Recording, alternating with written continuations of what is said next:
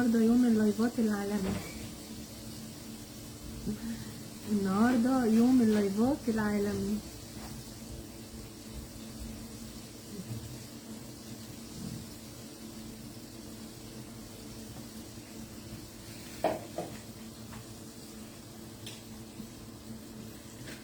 وحشتوني والله، وحشتوني جدا جدا جدا.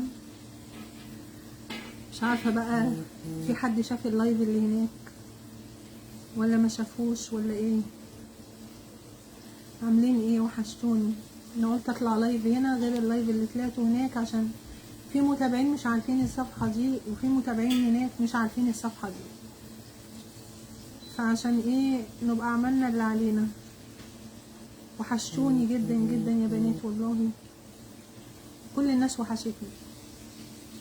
انا غايبه ليا كام يوم، حاسه ان انا يعني كأن الواحد ليه سنه، والله كأن ليا سنه غايبه عنكم. هحكي عن اللي حصل لي كده سريعا، مش هطول عليكم، عشان انا طلعت لايف على الصفحه التانية. عشان انا اصلا اللي خلاني اطلع هنا كمان ان انا نزلت هنا بوست، البوست اصلا نزلته هنا وقلت ان انا هطلع كمان ساعه، ففي ناس مستنياني.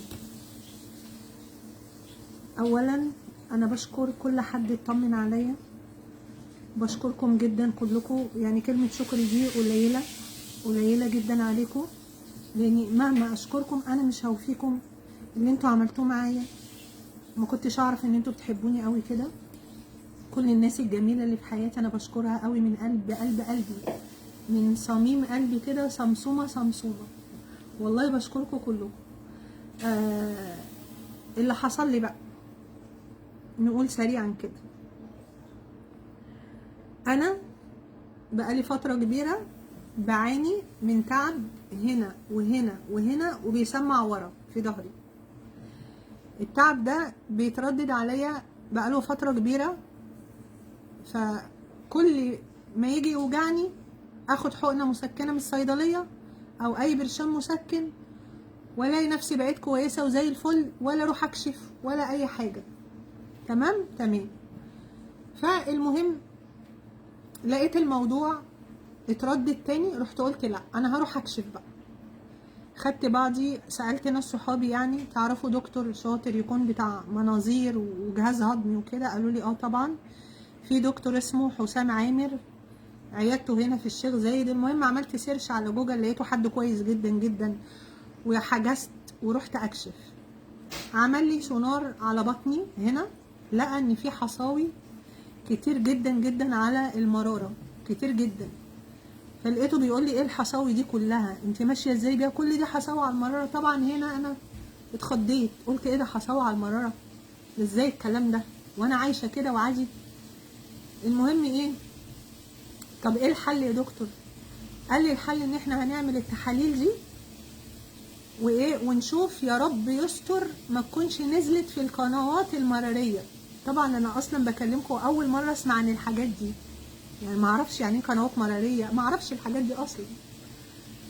القنوات المراريه هي دي حاجه صعبه؟ قال لي اه طبعا، بس بتتشال وهتبقي زي الفل يعني، ما تخافيش. المهم رحت عملت التحاليل، مشيت من عنده رحت على معمل الفا اللي في اركان، عملت التحاليل. اوام من الخوف بقى اهتميت بقى ورحت عملت التحاليل بتاعتي. هستلم التحاليل امتى؟ قالوا لي بعد بكره. طيب ما ينفعش بكره عشان عايزه اطمن بقى.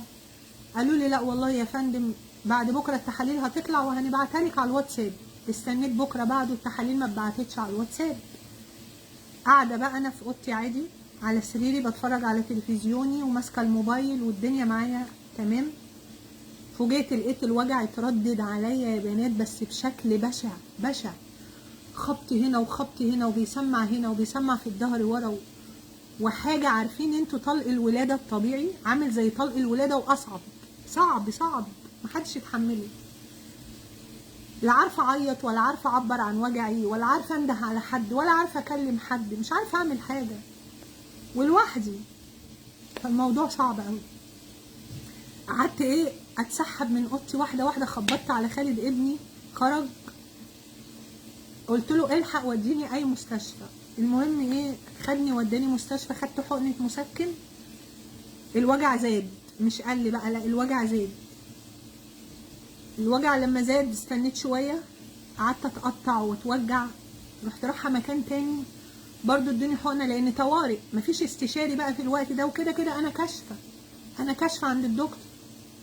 يا رب طب اعمل ايه؟ طب اكلم الدكتور ازاي دلوقتي؟ الوقت متاخر، اقول له ايه؟ طب اعمل ايه والتحاليل لسه ما طلعتش؟ جيت بقى الساعه 7 الصبح، اتصلت بقى بالدكتور، كان مديني رقمه الشخصي وقال له ابقي كلميني لو في اي حاجه، كلميني اي وقت. اتصلت بيه 7 الصبح ما بيردش، الله يكون في عونه يعني، كان نايم بقى او كده.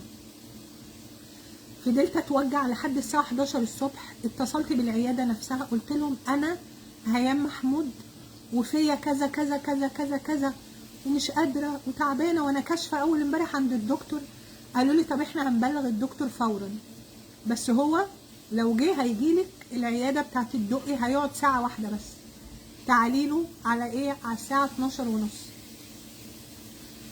الساعه 12 ونص رحت عياده الدقي، وانا بعيده عنكم الدنيا سودة، الدنيا كأني بودع، أنا كأني بودع، وجع لا يحتمل، صعب صعب. خدت بعضي ورحت، نيموني على السرير وعلقولي محاليل، حطوا أدوية في المحاليل سكنت الألم. دخل بقى عليا الدكتور، جه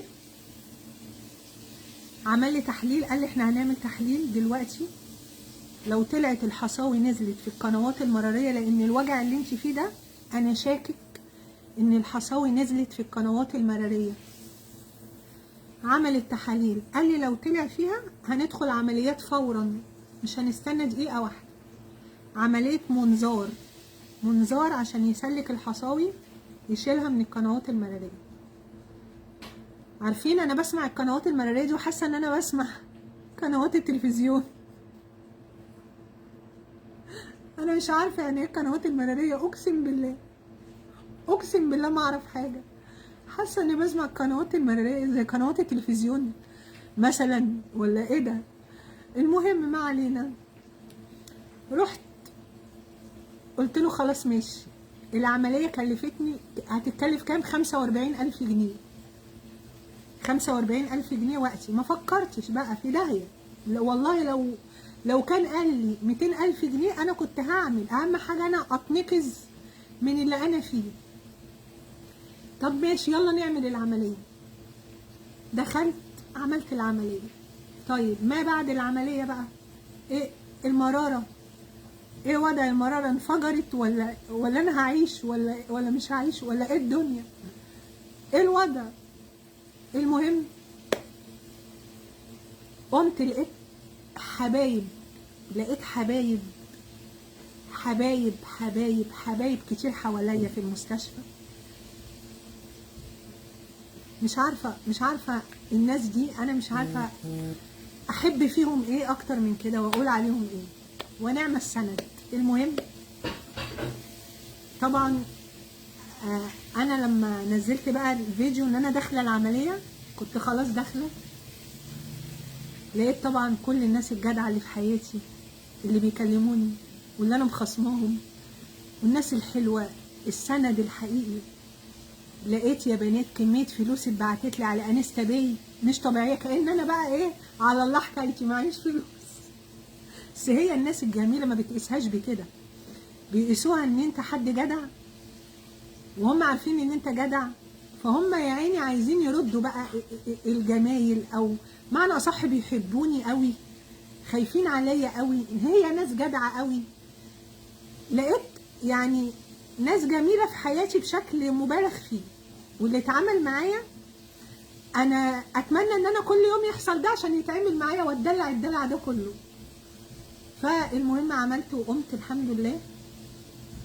بس يقال من اللي حواليا ان انا كنت في غيبوبه في عالم تاني، ما كنتش بفوق، قعدوا ساعتين يفوقوني من البنج ما بفوقش.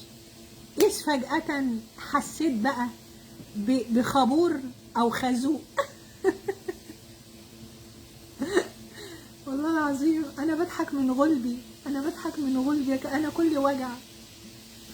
لقيت في حاجه كده الدكتور دخلها كده ساره بقى، ساره حبيبتي الله يسامحها، هي اللي قالت له بص، هي بتحكي لي يعني، هي هتفوق لو انت دخلت لها المحلول في مناخيرها يعني. فالمهم لقيت في حاجه كده دخلت في مناخيري، اللي عمل كش في مناخيري ده، عارفين كأن حد اداني بالقلم على وش كف كده. كف ايه ده؟ كأن حد مسك رقبتي قسمها من جسمي. حسيت بوجع ضرب في نافوخي، بس فقت. بس انا فقت، بس الوجع ده انا مش عارفه حد مر بالحكايه المصيبه دي ولا لا، مش عارفه يعني، قولوا لي في الكومنتات في حد مر بده. المهم فقت. فبعدها بقى الدكتور اداني ادويه وقال تروح البيت وتاكل بقى ايه حاجات ما فيهاش مسبك وكده، على بال ما نعمل تحاليل تاني واشاعات تانيه عشان ندخل بقى عمليه المراره، نتحضر يعني. انا كده المفروض ان انا ليا عمليه تاني، عمليه المراره. فانا امبارح عملت التحاليل وعملت الاشاعات، المفروض بكره ان شاء الله ادعولي كده الدنيا تكمل على خير، هوديها بكره لدكتور حسام عشان نحدد عمليه المراره. اشوف بقى هشيل المراره امتى بقى. هو قال لي ان احنا هنشيلها بالليزر، وانا بشكر دكتور حسام عامر من خلال اللايف هنا كمان على ان هو انقذني ولحقني. بشكره جدا جدا على اهتمامه.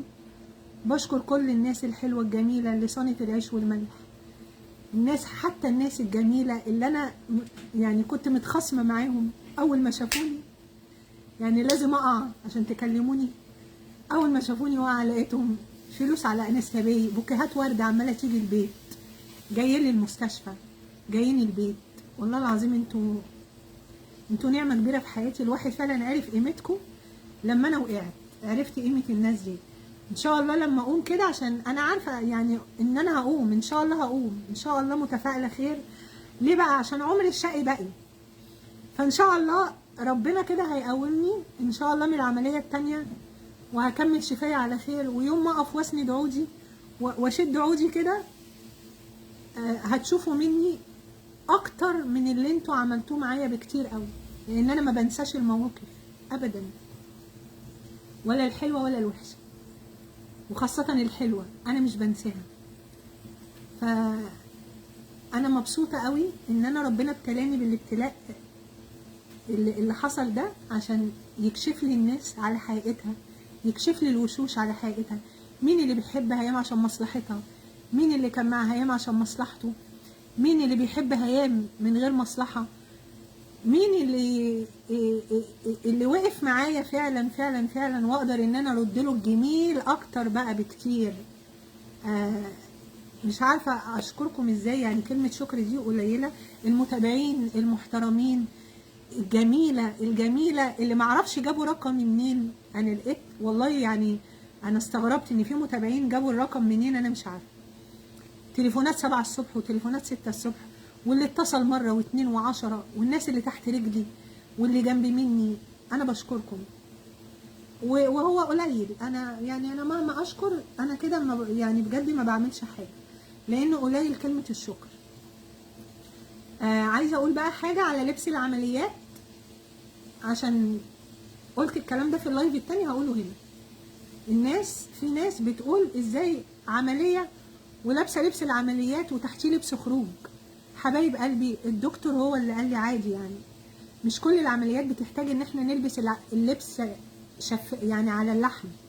مش كل العمليات، في عمليات زي المنظار كده، اعتقد عشان هي عمليه يعني بسيطه، ولا هي عمليه خطيره؟ قولوا لي عشان انا ما اعرفش، قولوا لي.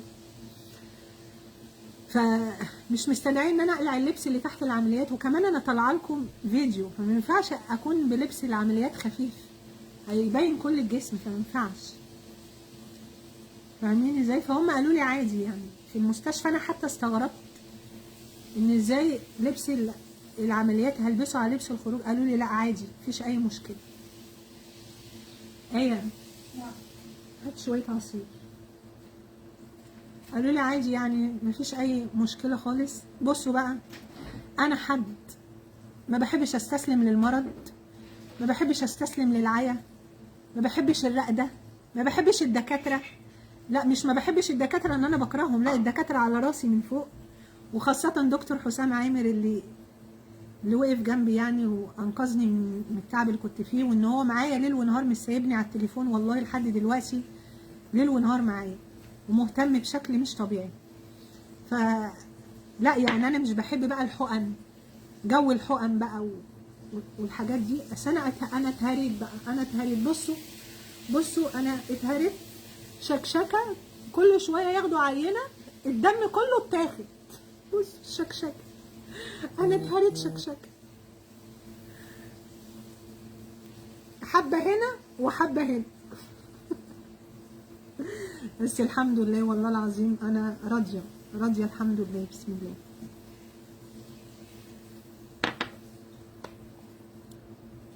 الحمد لله، اكتر من كده وربنا بيزيح. والمؤمن دايما مصاب، وذنوب، هي ذنوب بتتشال من علينا. فاحنا نقول الحمد لله على قد ما انا جبانه وبخاف، على قد ما بقول الحمد لله يا رب ان احنا بنبتلي في الدنيا احسن ما نبتلي في الاخره.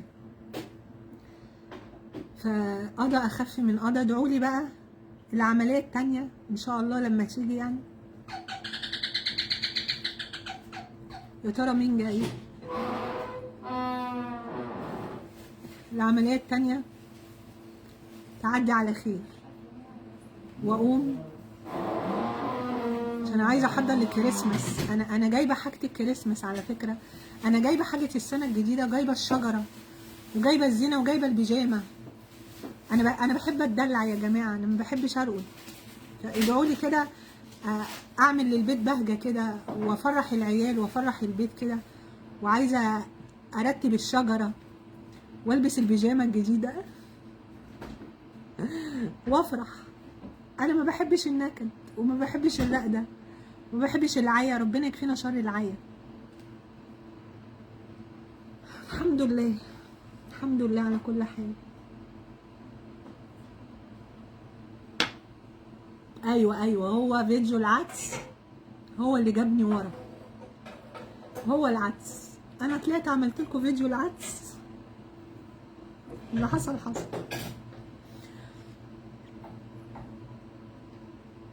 اصعب شيء في الدنيا ان صحتك تخونك. طبعا الانسان مننا ملوش في نفسه حاجه، والله العظيم ما حد ليه في نفسه حاجه مننا. احنا بق ولسان. اوعى تدي نفسك فرصه تزعل مع حد، ولا تشيل من حد، ولا تضايق حد. احنا يا جماعه لسان خارج داخل. ما تقولش لا انا جامد، انا اديله على دماغه، انا اخونه، اديله على وشه، انا مش هسيب طاري، انا مش هسيب حقي. اعمل ما يحلالك. في النهايه انت بق، في النهايه انت لسان، انت بق. الواحد ممكن يكون واقف كده ما تفرحش، انت ممكن تكون واقف هوب فجاه تلاقي نفسك جاتلك اي عركه، اي حاجه، تلاقي المراره جاتلك فيها مشكله، يكون في حاجه لا قدر الله في الكبد، اي مرض، اي حاجه. مفيش حد ضامن نفسه. مين ضامن نفسه؟ مين ضامن عمره؟ مين ضامن حياته؟ فهي اللي بتأذي الناس اتقي الله، اتقي الله عشان انت مش ضامن روحك. اللي بتضحك على الناس اتقي الله. اللي بتعرف الناس لمصلحتها اتقي الله عشان انت مش ضامن نفسك. الدنيا رايحه مش جايه. اللي بتوعد الناس وما بتوفيش بوعدك اتقي الله عشان انت مش ضامن نفسك. ضربة الزمن وحشة، فخلي بالك. اللي بتظلم الناس الدنيا هتلف عليك وهتاخد على وشك. مفيش حاجة دايما. اللي بتنكر خير الناس اتقي الله عشان انت ممكن تقع وما تلقاش اللي يقف جنبك ولا يسندك. ليه؟ عشان انت من جواك وحش. اللي بتقلب الترابيزه على الناس تغلط في حقهم وتجيب الغلط على الناس وتعمل نفسك ملاك بريء، اتقي الله عشان انت مش ضامن نفسك ولا ضامن عمرك ولا ضامن صحتك. الواحد جواه حاجات كتير حقيقي عايز يقولها والله. بس كل اللي هقدر اقوله ربنا يهدي. واوعى اوعى اوعى اوعى تبدي اي حد عن نفسك. نفسك ثم نفسك ثم نفسك ثم صحتك. صحتك اهم من اي حد، نفسك اهم من اي حد. لما تحس بوجع اجري على الدكتور. اوعى تستنى وتقولي لا ده انا هاخد مسكن، اصلي دول شويه مغص وانا هخف، اصلي مش عارف ايه. اوعي تعملي كده. اهتمي بنفسك وبصحتك.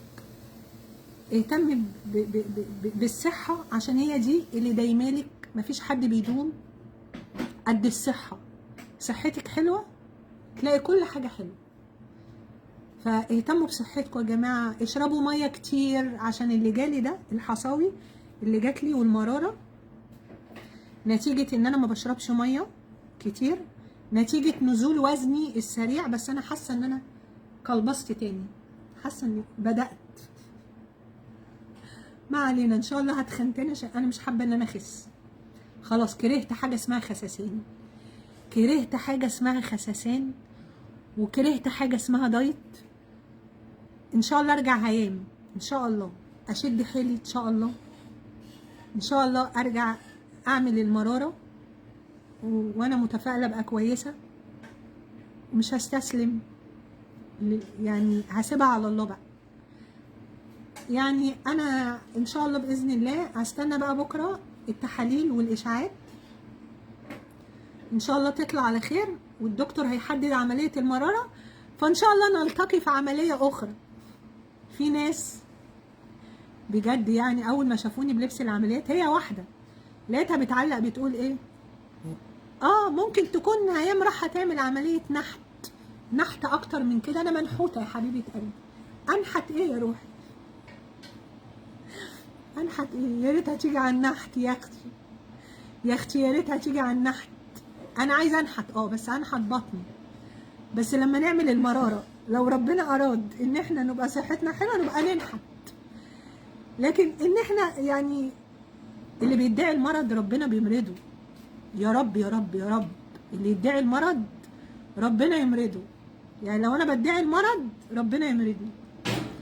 فالا ادعاء المرض ده حاجه وحشه قوي، وصاحبها بيبقى حد ناقص، بيبقى حد ناقص وقذر قوي، قذر قوي ان هو يطلع يقول انا هعمل عمليه او تعبان، وهو يكون بيعمل شو. اولا انا مش محتاجه شو، مش محتاجه ترند، ان انا ترند اصلا اللهم لك الحمد. واي حد بيطلع معايا او اي حد بيبقى جنبي بيبقى ترند، وده مش غرور، دي ثقه بالنفس. اي حد بيبقى اسمه جنب اسمي الحمد لله بيبقى ترند. اي حد بقف جنبه في شغلي بيبقى ترند.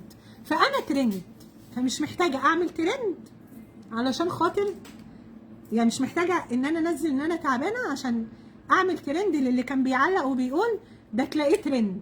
لا، ادخلي على الفيديوهات اللي قبل الفيديو هتلاقيني ترند، وفيديوهاتي كلها بسم الله ما شاء الله اللهم بارك بدل الصفحه 3 وكلهم ترند. اكتبي بس هيام محمود على جوجل. فالحمد لله. واي حد بيطلع معايا بيتنجم، اي حد بشير له ربنا بيكرمه وبيتنجم وبيجي له جمهور كتير وربنا بيكرمه. اي حد بقف جنبه ربنا بيكرمه. ليه؟ عشان انا ليا اسمي وكده كده بنياه بتعبي مجهودي بيكم. فمش محتاجه اعمل شو ولا، والله ما غرور، قسما بالله والنعمه دي ما بقول الكلام ده غرور، بس هي ثقه بالنفس وفي شغلي اللي انا تعبت عليه. ان اللهم لك الحمد انا مش محتاجه ترندات. ولما احب اطلع ترند مش هطلع بالمرض، مش هطلع بالتعب، لا، في حاجات تانية كتير اقدر اطلع بيها ترند. ممكن اعمل لكم وصفه تفرقع ترند، تطلع ترند، صح؟ زي ما بعمل كده، زي ما بكون حابه انا كهيام. على فكره مش عيب ان انا اقول الكلام ده، عشان دي حاجه خاصه بشغلي وحاجه تزودني ما تنقصنيش. انا لما بحس ان الدنيا هابطه على الفيسبوك، ودي ساعات بتحصل، ان بيبقى الصفحات نايمه وساعات صفحتي بتنام، بيبقى في تحديثات في الفيسبوك وفي مشاكل في الفيسبوك، ببقى عارفه هعمل ايه، وببقى عارفه الوصفه اللي انا هعملها، وببقى عارفه ان انا هطلع ترند، وبطلع نفسي ترند، وبطلع نفسي فيديو يجيب الملايين المشاهدات. فاللهم لك الحمد، اللهم لك الحمد يا رب. الواحد مش محتاج يعمل الحاجات الناقصه دي، عشان دي بتاعت الناس الناقصه اللي عندها نقص. ان انا اعمل اي حاجه كده فيها مرض او شو عبيط كده عشان اطلع ترند، مش بتاعتي، مش انا. الحمد لله. وبعدين انتوا وجودكم في حياتي ده ترند لوحده. انتوا موجودين في حياتي، يبقى انا ترند ولا مش ترند؟ مين اللي بيخليني ترند؟ مش انتوا؟ حبكم ليا، تشجيعكم، وربنا يديمكم نعمه في حياتي حبايبي والله. 1:30.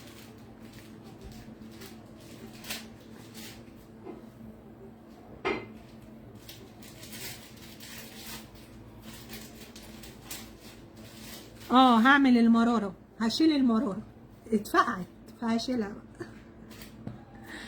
بقى. بس في وجع والله، انا بقاوح، انا انسانة مقاوحة. انا عايزة اقول لكم ان انا بقاوح، انا ما بعرفش استسلم يا جماعة للتعب والله. يعني انا عايزة اقول لكم ان انا قبل ما اطلع اللايف ده انا واخدة كلام في التليفون من صحابي زي السم، ما تطلعيش لايف، على الله تطلعي لايف هتتنشي عين، حرام عليكي واحدة عاملة عملية وراح تطلع لايف. قلت لهم هطلع لايف، أنا الممنوع عندي مرغوب، هطلع لايف ومش هستسلم، وهعمل فيديوهات على فكرة، وهطلع أطبخ، بس وأنا إيه يعني مش هجهد نفسي أوي يعني. والدنيا زي الفل والله، إحنا أحسن من غيرنا. الحمد لله، الحمد لله حبايبي والله. بشرب ايه؟ بصوا بشرب ايه؟ بجيب البنجر بحط ده بقى هيخلي صحتك بومب، سيبك مني انا ده ليك انت. تحطي بنجرايه في الخلاط، حطي رمانيه، حطي حبه فراوله، حطي جزرايه، برتقانايه،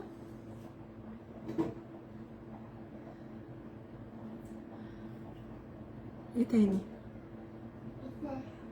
تفاحية. ايوه ايه بتفكرني، تفاحية، قلت برتقان، تفاحية، من كل حاجة واحدة.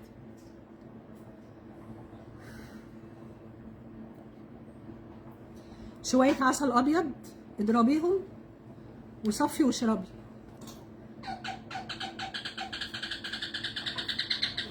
حد جاي.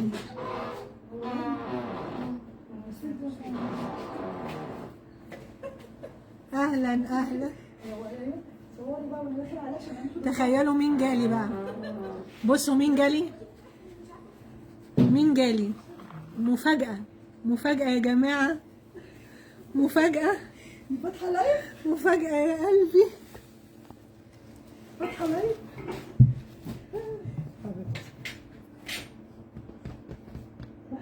وحشتيني.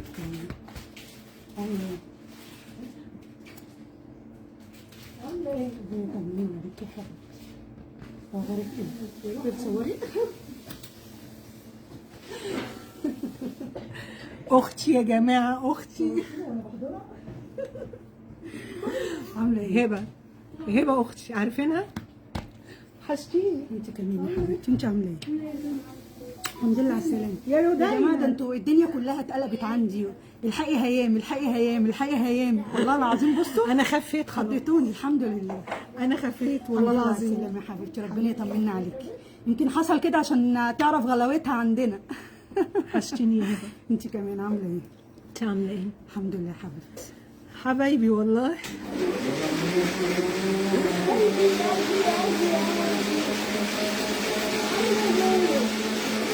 انا هقفل بقى، انا هقفل عشان اخواتي التانيين جايين دلوقتي. هبه هم بيجوا ورا بعض، فانا دلوقتي هقفل عشان اخواتي التانيين جايين. عشان عاملة ايه؟ انا مبسوطه. انا اصلا هقفل معاكم ان شاء الله ان شاء الله ان شاء الله. ادعوا لي كده ان انا ان شاء الله التحاليل والاشاعات تطلع بكره، اروح اعمل عمليه المراره وان شاء الله باذن الله ابقى زي الفل. بس انا مش عارفه اعمل مراره امتى، لسه الدكتور بكره ان شاء الله هيحدد بقى. ماشي، اروح بقى اشوف اختي واخواتي التانيين اللي هيجوا واستنوني بقى ان شاء الله في لايف جديد. ادعوا لي كده من قلبكم ان انا ابقى كويسه وابقى احسن من الاول واطلع تاني معاكم. بحبكم قوي.